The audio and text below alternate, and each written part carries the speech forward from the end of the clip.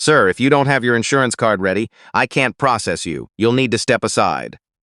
Diane Fawcett said it without looking up from her computer, the way someone says something they've said 1,000 times and no longer hear themselves saying. She didn't notice that the man in the worn gray work jacket had gone very still, or that the 8-year-old boy beside him was pressing a blood-soaked paper towel against his wrist. She didn't ask how bad the injury was.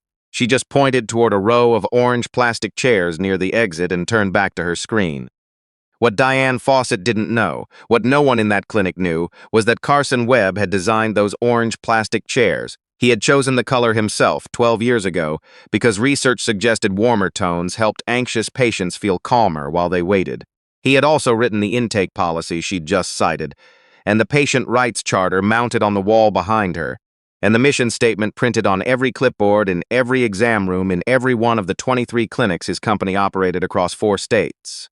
He had built Meridian Health Partners from a single urgent care office in Denver into a regional network. Not because he'd wanted to be wealthy, though that had followed, but because his late wife Dara had believed that decent medical care shouldn't depend on what a person was wearing when they walked through the door. Carson had been reading complaints for 6 weeks, not the kind that came through the official reporting system. Those had been suspiciously sparse, but the kind that showed up on review sites in patient forums, forwarded by former employees who had left without full explanations. People described long waits that shortened the moment a premium insurance card appeared, billing disputes handled with contempt, a nurse practitioner who had resigned after being told she was too accommodating to low-revenue patients. The pattern was familiar and ugly, and Carson knew that if he arrived as himself, he would see a performance, not the truth. So he had packed the jacket he kept for yard work. He had left his wallet in the car and brought only cash. He had told his son Leo they were going to run an errand, and when Leo had actually sprained his wrist falling from the playground equipment at Roosevelt Park that morning, Carson had decided that was as real an errand as any. He carried his son into his own clinic and waited to see what his company had become. The waiting room at Meridian Urgent Care on Crescent Boulevard held about 30 chairs, and 2/3 of them were filled. A man in a tailored suit had arrived after Carson and been ushered through to triage within 4 minutes. An older woman in a fur-collared coat had checked in ahead of them and received a warm greeting from the front desk, called by first name, offered a bottle of water, escorted personally to a quieter area near the back.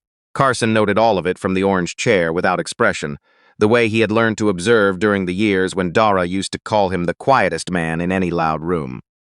Leo sat beside him and held his wrist carefully. He was the kind of child who did not make things worse by panicking, a quality Carson had come to recognize as a form of strength, not passivity. When the paper towel soaked through the second time, Leo looked at it, then looked at his father. "Is it going to keep doing that?" he asked. "No," Carson said. "We'll get it looked at." "Did they see it when we came in?" Carson glanced toward the front desk. Diane was now laughing at something a colleague had said, one hand resting on the counter entirely at ease. Behind her, a whiteboard listed patient wait times. The number beside their check-in slot had not changed in 40 minutes. "They see us," Carson said quietly. As they waited, he watched. A young couple approached the billing window to dispute a charge that didn't match their paperwork. The staff member on duty dismissed them with a form that went into a drawer rather than a file. A delivery driver arrived at the side entrance carrying a specimen bag for the routine lab pickup and was told to wait outside because the lobby atmosphere had to be maintained. A teenage girl sitting 3 chairs down from Carson had been crying quietly for 20 minutes, holding her stomach. No one had checked on her. Each thing tightened something in Carson's chest. These were not isolated moments. They were a culture. A young medical assistant named Petra Santos appeared from the back corridor with 2 juice boxes on a tray. She was maybe 25, with the efficient and unhurried movement of someone who had chosen this work deliberately.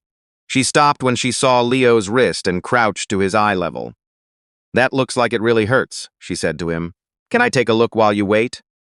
Leo held out his arm without hesitation. Petra examined it gently, then looked up at Carson with professional concern. "He should really be in triage.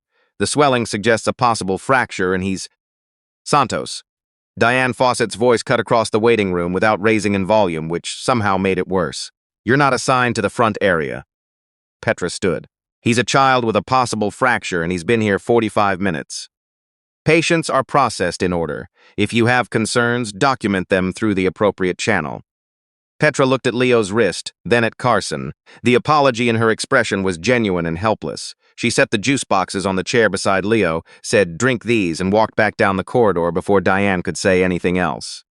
Carson watched her go and kept her name in his mind. The man who shifted the temperature of the room arrived just after 11.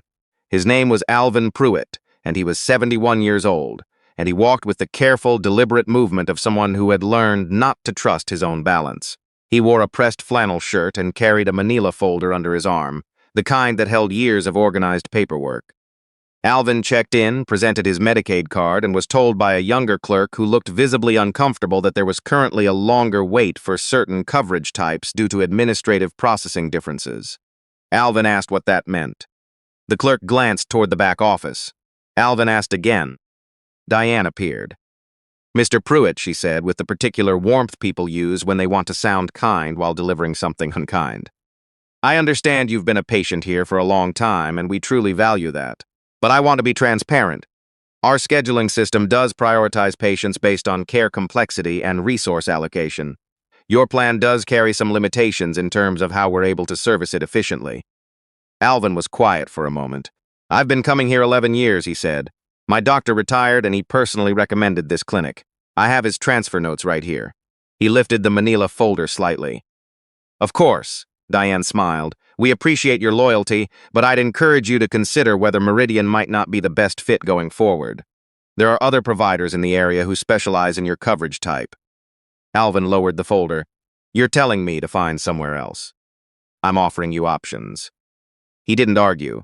He turned and sat in a chair near the window, set the folder on his knees, and looked out at the parking lot with the expression of a man deciding quietly what to do with a disappointment he hadn't anticipated. Carson stood up and walked to the chair beside him. "Carson," he said, offering his hand. "Alvin Pruitt." The handshake was firm. "You've been waiting a while yourself." "My son." Carson nodded toward Leo, who had fallen asleep with his injured arm propped carefully and one juice box half-finished in his other hand. "How long have you been coming here?" 11 years. Alvin looked at the folder on his knees. "My wife Rosemary picked this place. She said it felt like people actually listened." He paused. "She passed 4 years ago, but I kept coming because he stopped. I suppose because she chose it. That's probably a foolish reason at this point." "No," Carson said, "it isn't." Alvin glanced at him sideways. "You look like a man who's deciding something." Carson looked across the waiting room at Diane Fawcett, who was now walking a well-dressed patient directly to the back without stopping at the desk. "I've been deciding since I walked in," he said. It was the girl who changed everything. The teenager who had been crying quietly for 20 minutes suddenly bent forward in her chair. The sound she made was not loud, but it was the kind that cuts through background noise the way a change in air pressure does. A body announcing something beyond control. Carson was on his feet before he'd consciously decided to move. She was 16 or 17 alone, and her lips were beginning to swell. Her hands were shaking. She got out the words, my throat, and then couldn't finish the sentence. Carson turned. "Someone call 911, he said, and his voice had the quality of a person who has given instructions in emergencies before. Not raised, not panicked, just precise enough that it moved people. Petra Santos appeared from the corridor at a run. 2 other staff members stopped in the doorway behind her, uncertain. Diane stepped forward. "Everyone please remain calm. We'll handle this through proper—" "She's anaphylactic," Carson said. He wasn't guessing. "Does this facility have epinephrine on hand?" Diane stiffened. "Patients are not authorized to direct clinical response in—" "The emergency kit." Carson looked past her at Petra. "The AED cabinet in the back hallway between exam rooms 4 and 5, there's a secondary kit behind the lower access panel. It was installed during the renovation 2 years ago. Not all staff are aware it's there." Petra stared at him for half a second, then she ran. Diane moved to block Carson. "You are a waiting room patient. You do not give instructions in this facility." "Then give them yourself," Carson said. "She's running out of time." Petra returned with the kit exactly where Carson had said it would be. She administered the epinephrine with steady hands, positioned the girl upright, and spoke to her in a low, even voice while Carson relayed the situation to the 911 dispatcher on his phone. The girl's breathing began to stabilize before the ambulance arrived. When the paramedics entered, delayed slightly because no one had cleared the loading access, Carson gave them a handoff that was concise, accurate, and sounded nothing like a layperson's account. Several staff members noticed. Diane noticed most of all. In the settling afterward, the waiting room was completely quiet. Diane walked toward Carson. Her composure was intact, but something behind her eyes had shifted permanently. "How did you know where that kit was?" she asked. "Because I put it there," Carson said. The corporate team arrived 40 minutes later. There were 4 of them: James Whitaker, Carson's chief operations officer, and 3 members of the compliance and audit division. They walked in without announcement and stood in the center of the waiting room, and every staff member who recognized James went still. He crossed directly to Carson, who had remained in the same orange chair, with Leo awake beside him now and Alvin Pruitt on his other side. "Mr. Webb," James said, "the document preservation is complete. All intake records, wait time logs, billing adjustments, and internal communications have been secured from the facility server." The name moved through the room like a current. Diane turned from the reception desk. Petra looked up from the incident report she was completing. Alvin Pruitt's eyebrows rose slowly. Carson stood. He looked the same as he had all morning: worn jacket, work pants, nothing that signaled the authority he was about to use. He looked at Diane Fawcett and did not raise his voice. "Your employment with Meridian Health Partners ends today," he said. "Along with anyone identified in the audit as having altered patient intake records, removed complaint documentation, or participated in the tiered wait time system." Diane shook her head. "I was following directives from regional management. I was told to prioritize high reimbursement. The directives you followed were not written by this company." He didn't gesture, but her eyes moved to the patient rights charter on the wall behind the desk. "The ones this company wrote are right there. You chose which ones to enforce." Her voice shifted. "If we had known who you were, we would never have." "I know," Carson said. "That's the problem." James opened the folder and read the preliminary findings without editorializing. The facility had maintained an undisclosed internal classification system that sorted patients by insurance tier and physical presentation. Patients on Medicaid or without insurance cards on hand had been assigned longer wait times regardless of medical urgency. Complaint forms had been removed from the reporting system before reaching regional oversight. Staff members who raised internal concerns had seen their hours reduced. Most critically, emergency medication protocols had been quietly abbreviated, and the secondary kit in the back panel had been removed from the official inventory to avoid restocking costs, creating a gap in emergency coverage that no one had flagged until today. Carson had known it was there only because he had personally approved its installation. The teenager who had stopped breathing in the waiting room owed her outcome partly to that omission, and partly to the fact that the man they had made to wait in an orange chair for 45 minutes had remembered every corner of a building he had built. When James finished, the room stayed silent. Carson looked at the staff who remained, some who had participated, some who had kept quiet, and one who had not. "Petra Santos," he said. She straightened. "Your position is safe. Every shift that was cut gets restored, and the pay difference comes back in your next check. You'll also be offered a place in the company's clinical leadership program if you want it." She didn't speak right away. When she did, she said only, "I want it." Then Carson walked to where Alvin Pruitt stood holding his manila folder and his 11 years of organized paperwork. "I owe you an apology," Carson said, "not as a stranger who sat beside you, as the person responsible for this place." Alvin was quiet for a long moment. Rosemary would have said fix it, not apologize. "I'll do both," Carson said.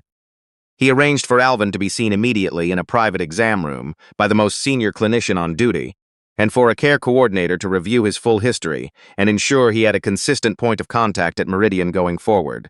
Not because he was required to, because Rosemary had picked this place for a reason, and that reason deserved to still exist. Leo's wrist was a hairline fracture. The orthopedic tech who examined it talked to Leo directly the entire time, which Leo later mentioned in the car as his favorite part of the visit. In the parking lot, Carson sat in the driver's seat without starting the engine. "Dad," Leo said from the back seat, "that lady at the desk, she was nicer after the other people came." Carson looked at him in the mirror. Yes. Was she pretending before or pretending after? Carson thought about Dara, who had written the first patient intake philosophy for the original Denver clinic. She had asked every job candidate one question during interviews. "Tell me about a time you helped someone who couldn't help you back." She believed the answer told you everything real about a person. She was pretending after, Carson said. The coldness at the beginning was the truth. Leo considered this. Is that why you didn't tell them at the start? Partly, and partly because I'd been reading reports for 6 weeks. The report said everything was fine. But it wasn't. No. So you trusted the papers more than the people. It was not an accusation from Leo. He was 8, and he was handing something back the way children do, accurately without weight. But the accuracy was enough. Yeah, Carson said. I did. He started the engine. The reforms at Meridian Health Partners took 4 months to complete across all 23 facilities. Patient triage priority was placed entirely in the hands of clinical staff with no administrative override. Wait time data was published publicly by location in real time. Complaint records were moved to an independent review system that facility managers could not access or alter. Emergency medication protocols were restored to full compliance. And the secondary kit program, Dara's original idea, implemented across every clinic in the first year of expansion, was re-entered into every official inventory with mandatory quarterly confirmation. A new training module was required for all patient-facing staff. It began with a single question on the first page, the same one Dara had used in interviews 12 years before. Tell me about a time you helped someone who couldn't help you back. At Crescent Boulevard, Petra Santos was promoted to lead clinical coordinator within the year. She became known for remembering patients by name and noticing which ones arrived alone. Staff who worked under her said she had a way of seeing the people in the waiting room that everyone else had stopped seeing. Alvin Pruett kept coming to Meridian. He brought Rosemary's photograph to his first appointment after the reforms and set it on the exam table while the doctor reviewed his chart. When the doctor asked who it was, Alvin said, "The person who picked this place," and the doctor, who had read the company history during mandatory retraining, understood exactly what that meant. Carson was at the clinic one afternoon, unannounced and without his name badge, when a father pushed through the door, holding a small child and a crumpled, handwritten note about a medication allergy. The man's English came haltingly, and he kept glancing toward the desk as though bracing for redirection. Petra appeared before he reached the counter. She introduced herself by name, took the note carefully, and said, "We'll make sure everyone sees this before we start anything." She said it the way someone says something they intend to mean. The father's shoulders dropped half an inch, the particular release of a person who has been holding tension for a fight that isn't coming.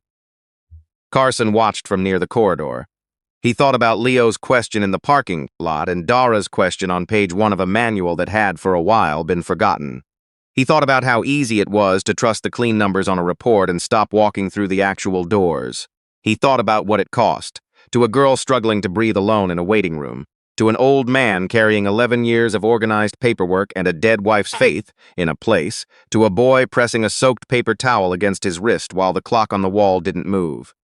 He thought about all of it, and then he walked back through the clinic his wife had believed in, and he got to work.